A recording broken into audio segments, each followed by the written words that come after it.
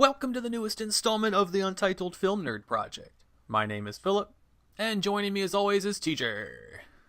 Hello. And for this episode we watched Ready Player One. Before we get into it, spoiler warning now! If you want to avoid spoilers, skip ahead to the time code you see on the screen. I'm fucking winded from walking over to turn the fan off and come back, and then trying to sit back down. Whew. I'm not out of shape.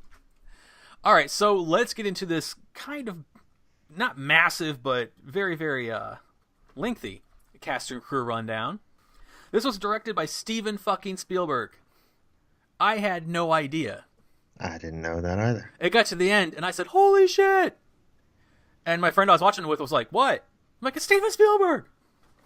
No introduction needed, obviously, but he's done so many movies, just so many, like E.T., Schindler's List, Indiana Jones series, Color Purple, Jurassic Park, etc., etc., etc. He's just, you know who Steven Spielberg is, so it goes without saying. So, very cool that he directed this. I had no idea. The screenplay was done by Zach Penn and Ernest Cline, based on the book by Ernest Cline. Now for the actual cast, we had our two leads. Our male lead was Parzival/Wade, and that was Ty Sheridan. People might know him from X-Men Apocalypse, Scout's Guide to the Zombie Apocalypse, Joe, and upcoming he is going to be doing the X-Men Dark Phoenix movie. Awesome. Which I am not excited about because I hate who is Phoenix now. Moving on, our female lead was Artemis, aka Samantha, who was Olivia Cook. I didn't know she was in this. Yeah. I should have known, but I forgot. And, like, when she showed her real self, I was like, we know her from Bates Motel, fucking Thoroughbreds, Ouija, The Quiet Ones, and upcoming she has the Vanity Fair TV series. Sorrento was Ben Mendelsohn. He has been in Star Wars Rogue One, The Dark Knight Rises, and upcoming he has Captain Marvel. Okay. H, aka Helen, was Lena Waithe, and she was in Dear White People, Master of None, and she doesn't really have anything upcoming. She seems to do, and from what I've seen, an equal amount of writing and acting, but kind of more writing. Okay. So pretty cool that she was in this. IROC was T.J. Miller, so hey, you were in a movie. He's been in Deadpool, Cloverfield, the Silicon Valley TV series, and upcoming he is reprising his role in How to Train Your Dragon. The curator, aka Ogden Morrow, was Simon Pegg. Shaun of the Dead, Hot Fuzz, The World's End, Star Trek. He's now in the new Mission Impossible, so people should know who Simon Pegg is. Then we have Anorak, aka Halliday. That was Mark Rylance, and he has been in Dunkirk, The Other Boleyn Girl, and he's in a TV show called Bing. And then some minor characters. Show was Philip Zhao. He's relatively new. So hey, I'm in a movie too. So we're both in a movie. So, and it's not the only reason I put him on here. I was like, hey, my name. Daito was Win Morisaki. He's been in lots of stuff. Most of it is foreign. And unfortunately, I don't know any of it. Finale Zandor was Hannah john-kamen. She's been in Ant-Man and Wasp, Tomb Raider, Black Mirror, Star Wars Force Awakens, and she got her start doing voice acting on Dark Souls. Okay. So that's pretty cool. And then the only other really person that I thought was notable was Kira, the love interest of Halliday. And that was Perdita Weeks. And she has been in As Above, So Below, and Penny Dreadful. So unless you have anyone else that I've missed... No, I can't think of anybody. That is cast and crew rundown. So... Oh my goodness. Let's start with our initial thoughts. This was a fucking fun movie. Yeah. Holy shit. This is going to sound really, really, really corny. My face kind of hurts from smiling so much. Because it was just like so much pop culture. Yes. And video game nerd fan service. And it was fun. It was so much fun. And kind of done right. Yeah. It felt like a modern Scott Pilgrim. Uh-huh. Including the coins. and much like Scott Pilgrim, was a lot of fun. This was a lot of fun. Mm-hmm. And I mean, it's going to be the most boring initial thoughts ever, but I had a lot of fun watching it. It was 2 hours and 19 minutes, and it just flew by. Mm-hmm. Yeah, so how about you? Yeah, same. I'm like, it was just fun. and enjoyable, and yeah. Yeah, exactly. It's like, what can you say about it? It was just, this is a really fun movie, and it was, yeah, it was just fun. When you run out of adjectives, go to fun. It definitely met all my expectations. Yeah, I mean, all I knew about it was that it was video game based, but that's Hmm. all I knew. And if you hear the train, sorry, buddy, we're gonna talk through it. And yeah, like I didn't really have expectations going in. If I had known it was Steven Spielberg, I would have had expectations. Hmm. But I'm kind of glad I didn't know. Hmm. All I knew was it was a video game movie with Ty Sheridan. So as I said to you, hey, we're gonna have eye candy. So yay, and yeah, it was a fun watch. Drinking game for this podcast. Take a drink every time I say fun. All right, so let's get into our breakdowns. What was your favorite scene? Favorite scene is probably going to have to be, for me, it was the Chucky bomb. Oh, okay, that was a runner up. That's my runner up. That was probably my favorite scene. I laughed and clapped Yeah. at the same time. I was like, yes, oh my Well, god. and the one guy's reaction, it's fucking Chucky. Yes. It's like that's so fucking cool. Like of all the like horror elements. I mean, Jason was in there, but And Freddy was in there. I didn't see Freddy. Where was Freddy? He was, when they were first introduced Doom World at the beginning, Uh huh. and H, is that what his best friend's name was? That was the one who became the Iron Giant. Yeah. Yeah. As he was leaping in the air shooting stuff, one of the things that leapt towards him was Ah, okay. Freddy. I saw that I think in a still when they were showing stills of the movie way back. Like we talked about it even because we were Hmm. trying to pick out all the pop culture stuff we saw. So very awesome. Yeah. So they had like yeah, very cool. My notes are only 2 pages long. Hmm. I wrote my very first note that I wrote 5 minutes in was I don't think I'll be able to do notes on this. There's too much. Hmm. My notes would have been like 15 pages long. And you probably would miss stuff. Yeah, there's just so much going on. It's much like Scott Pilgrim. I was just so absorbed in the movie. Hmm. My favorite scene was the whole Shining bit. Yes. I Yes. loved that. So how they took the Shining and made it their own.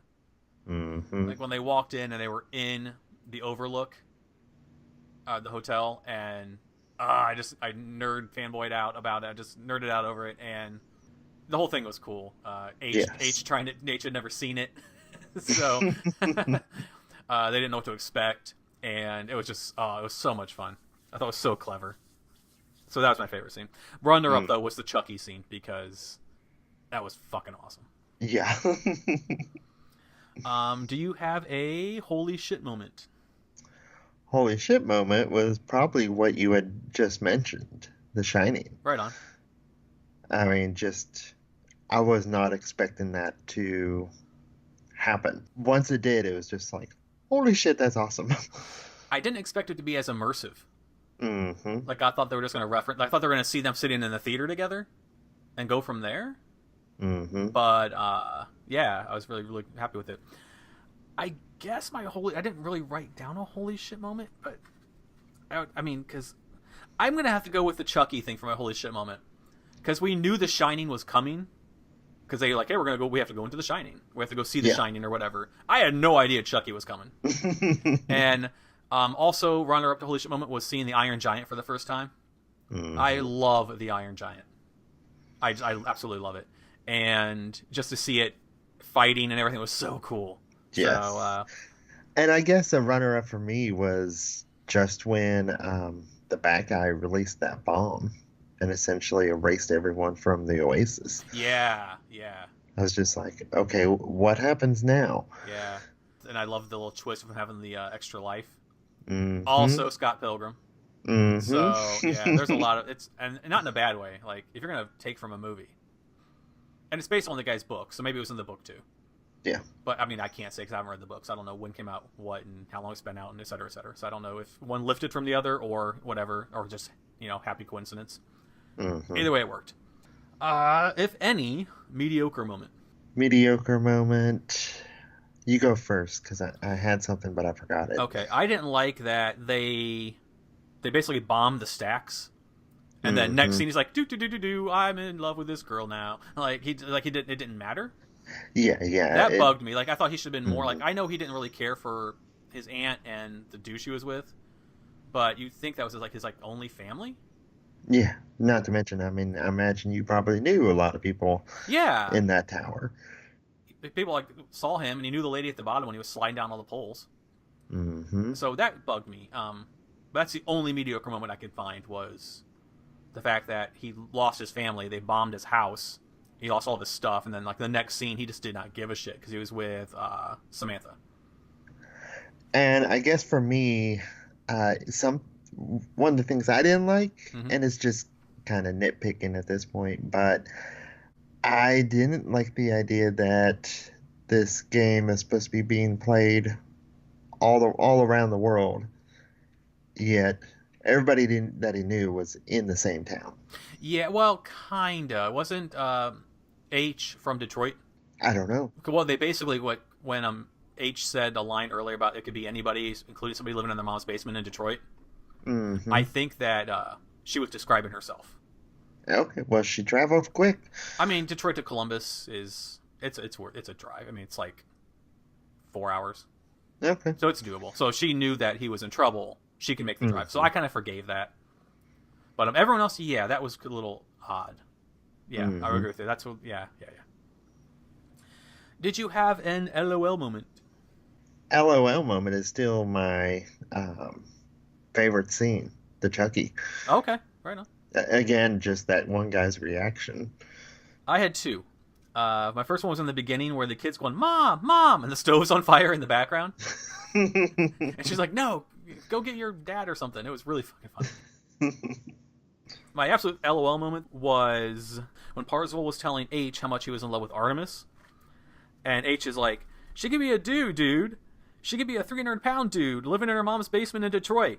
And her name is Chuck." Fucking lost it. I busted out laughing. And so that was the quintessential LOL moment for me. That was really, really funny. And that's all breakdowns. Anything else you want to add? You want to go to my notes? Notes is fine. It's gonna be like people like, "This is such a great movie. How are you guys not talking about it more? Because just go see it." I don't know. Loved the soundtrack.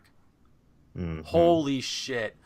By the time was it Joan Jett came on, I was just like, yes, I'm sold on this soundtrack. One of the other things that I loved was the final battle at the end when everyone showed up and the shield went down and everyone charging in, and he held up the radio.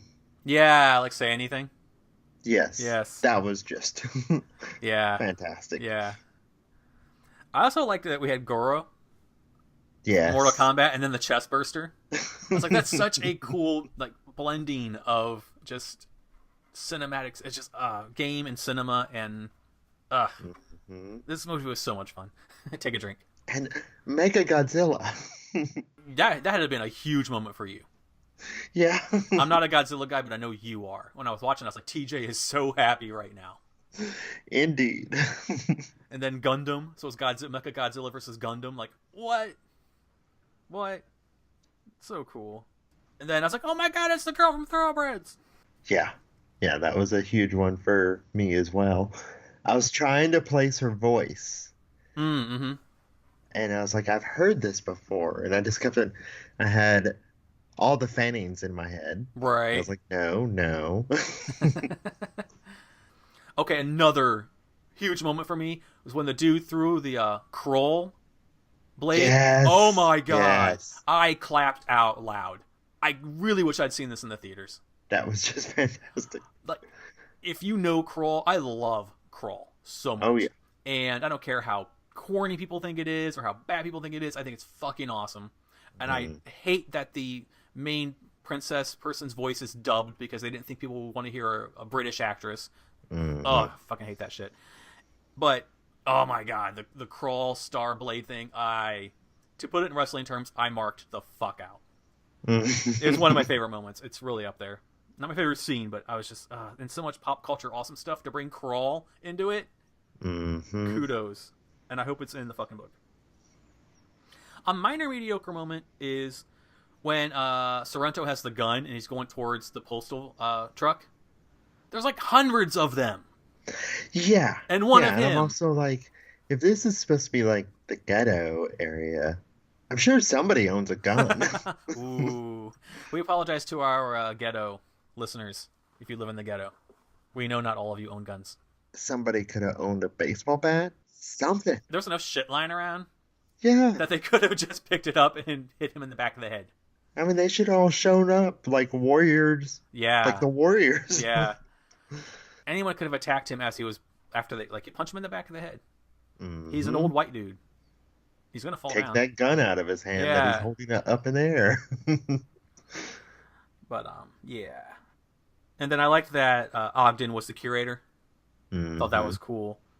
And then that's really all for my notes. I think the cast and crew is longer than my notes. So, Who played the dude, the guy that created everything? oh, Halliday?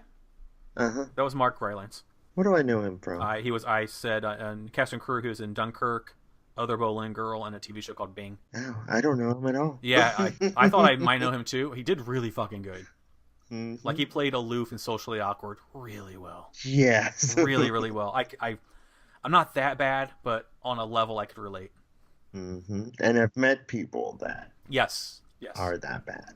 And so, yeah, he did really good with it. Hmm. I don't like to leave the house, so I kind of get it. He's like, Hmm. reality is where the real stuff is, whatever. I'm like, I don't care. Yeah. I'll let me plug in. I get lost in editing, or I'll just play a video game. I'm good. Hmm. That's all for my notes. I don't have a shot of the movie for this one because there's so much awesome shit. Hmm. So, anything else you want to add? Or you want to go to final thoughts? Final thoughts is fun. Let's go to final thoughts.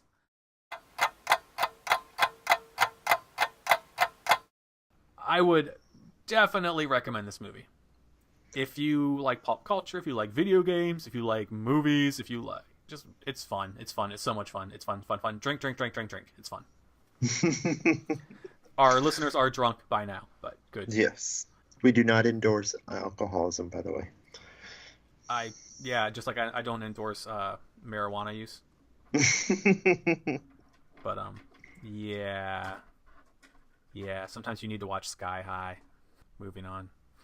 Yeah, I mean, there's so much going on in the movie that to really take it apart would take us a long time.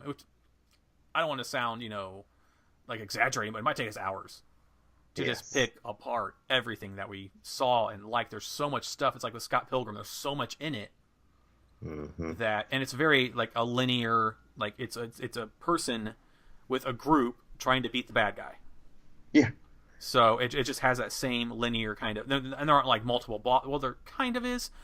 It's just in that same kind of video game fun, over the top aesthetic that really worked. I said it in the future, 20 years in the future. It worked, and the cast did a great job. I thought that the guy who played IROC was funny as fuck. Like his delivery was spot on. Yes. It's just classic for him. He's very good at that. And then Ben Mendelsohn made a good bad guy. Yes.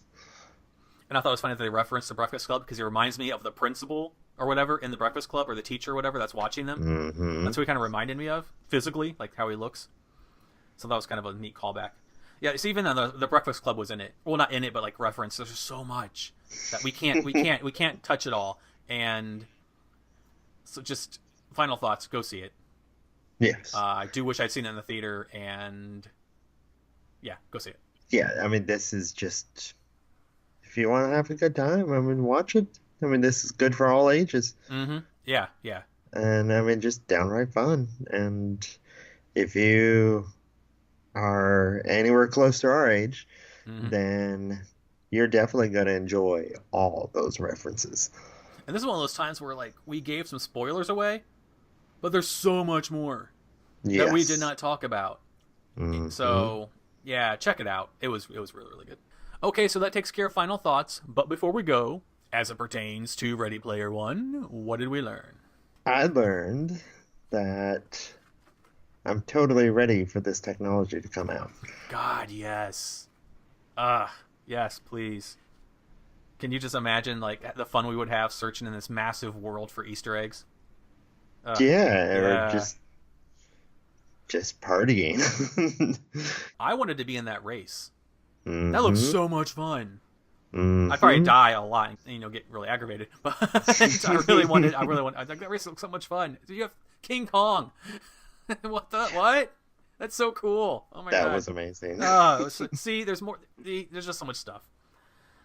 I guess I learned that I wished that I was Artemis. And we're just going to leave it at that. Hey, Artemis could be anybody. She could be Yes. she could be a dude living in an attic in Ohio. Yes. Just saying. All right, spoilers are done. We are done spoiling the movie. Come back to hear the outro. Well, that wraps up this episode. Thank you for listening. Tell us what you thought of the movie in the comments below. In particular, what was your favorite like pop culture thing or moment that stuck out to you? Like we have Chucky and Crawl and just awesome stuff like that. What was yours? Let us know in the comments. If you like the video, please hit the like button, share it with your friends or cool people who might dig the podcast. And please subscribe to the channel, including hitting that notification bell to stay up to date on the newest content. Speaking of, our next episode will be on the movie Avengers Infinity War. Yay. Yay!